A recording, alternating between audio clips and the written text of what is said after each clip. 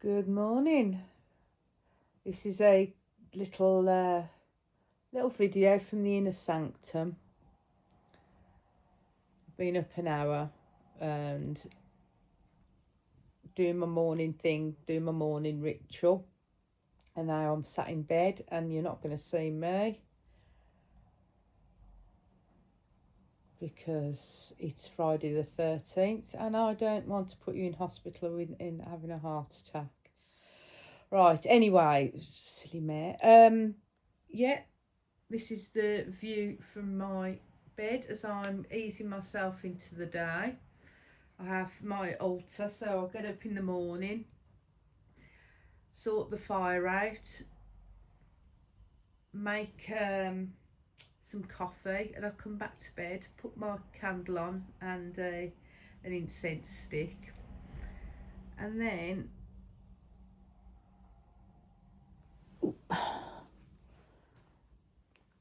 I'm sat here with my cards and books and my folder, my sort of book of shadows, everything where I note down. So I do my prayer to Hecate because I just find that's everything I need to say every morning. I have a look at my this funny little book that I've got, which is quite amusing, and it's got a spell a day. And, you know, it's just something light, really, and it's just some quite thoughtful ideas. You don't necessarily have to do them on the day, but I like to take a look at them, and it might be something I'd like to do, and some of it I won't be interested in. Slap, clap and clear looks good for the 15th. I might have to have a look at that. Anywho, so then, yes, after doing my little prayer, I do my my cards and my runes, and as I'm doing them, I write it down in my my journal. So, like this morning, I literally, with my goddess cards, I just shuffle them and I wait for something to sort of jump out to me. You know, literally one of the cards will just, like, you know, sort of pop out or fall out or slide out towards me. And because I'm learning, let's face it, it's probably going to take some time for me to remember all the cards. I've got the little book, and then I look up, you know, about that goddess, and, you know, see the message she's trying to give to me for the day. Because each time as I'm doing the shuffling, I just ask for their guidance, you know, the goddess's guidance for the day, to give me some advice, some thoughts for the day, some words of wisdom. And I find this deck amazing. I really truly do. I always take something from it. I take something from all of them, to be honest, but this especially, I love these goddess cards. Then I move on to my runes. This is something, like I said, years ago I started looking into these, and then I lost it. I never went sort of back to them, and I forgot everything about it.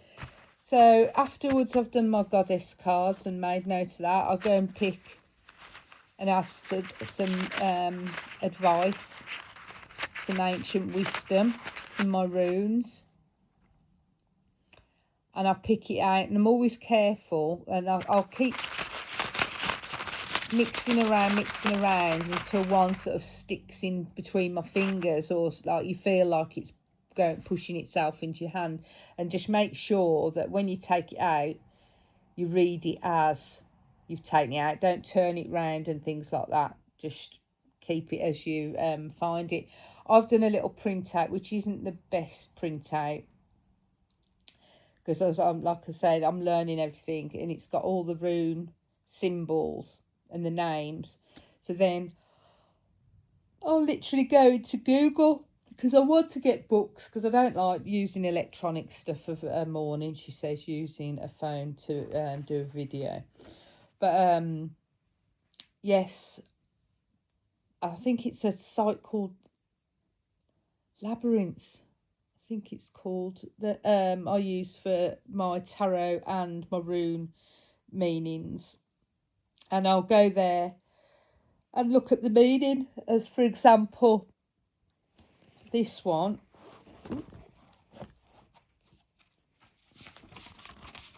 is called Kanaz, and it symbolises knowledge, and I've pulled this out in the reverse, which I will take as a note and a piece of advice, but I won't go into my personal reading. But yeah, so I'll pull that out, read it, and then I make note of it into my book, and because my journal, so I can look back at it over time and see how I've used the knowledge, or how things have changed or impact, sort of what I've been doing. Then I'll move on to my tarot cards. Now, with the tarot, like with the stones, they can have reverse meanings. So I literally, and like with these at the moment, I'm just doing, if of a morning, a one card or one stone reading, because it's getting me to connect with the cards and the stones, and I'm keeping it simple, and it's getting me sort of familiarised with the different cards and meanings, etc. So on the whole, I'm just doing a one card reading at the moment while I'm learning. And then with the tarot, instead of shuffling, I'll mix them round and keep mixing them until something, again, it'll jump out at me. And this morning, as I was doing it, and I was using two hands, I had 3 cards that jumped out at me. I thought, I normally just want to pick one, but I thought, oh no, okay then, it's obviously trying to tell me something. So I thought, right, I'll do the 3 card and I'll look into it. And I think some people read it as the from left to right, past, present, future, or you see it as situation, challenge and outcome. And so I've done that. I've done like a 3 card reading this morning, and I just find it very insightful. I think it kind of gives you a bit of a thought for the day. I'm just finding this very helpful to start my day off. I find it very constructive. It's the same as my journaling. I don't put much in. It's like I won't put. So these are the pages that I have. I'm not going to show you things I've written, because that's, sort of personal. But each morning in this sort of part, I'll just, write a bit of my thoughts that are out through the night, or in the morning, or reflecting on yesterday. Excuse me, I'm still tired. I'm only on my first coffee. Oops. And then another thing I've started doing is journaling at night, which every time I say journaling at night, I think of REM gardening at night. Every single time. Anyway, show my age. Yes, so I've started last 3 nights I've started doing journaling last thing at night before I go to sleep. And it's working brilliantly. It's just, I find it to be it's been a game changer, and I've slept better for it. I have to say, it's really got things out of my head and onto the paper. And it's kind of, it's only like rough. And I don't always write a lot.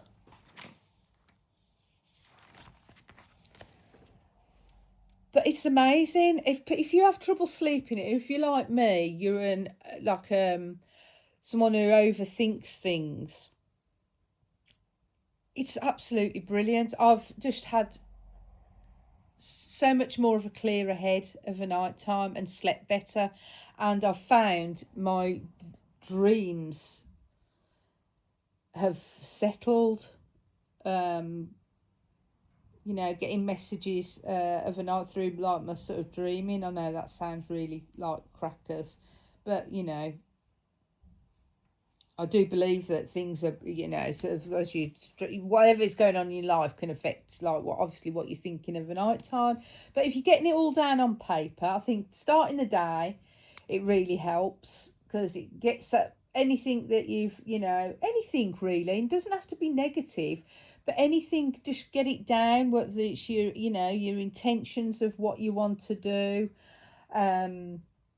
any thoughts, just real little notes just to start the day. Anything negative, pop in your bubble. You know, think of some kind words to say about yourself, and then of a night time, anything that you've got left in your head, pop it down. It is, I highly recommend it. I'm going to bang on about it until everybody does it, honestly. Anyway, yes, that's my morning, and that's why I get up a lot earlier than I need to. So for me, that's 6 o'clock. And it gives me this time to have my little ritual, put my candle on, pop my incense stick, have a bit of quiet time, drink my coffee and do my readings. And I just think it's such a healthy way to start my brain. Very very satisfying. Anyhow, have a good day all, and whatever you're doing, and follow me on my journey of learning, of life, garden, kitchen, witchy, whatever. Just the stuff you're still learning once you get to 55. It's amazing. Have a good day all. Bye.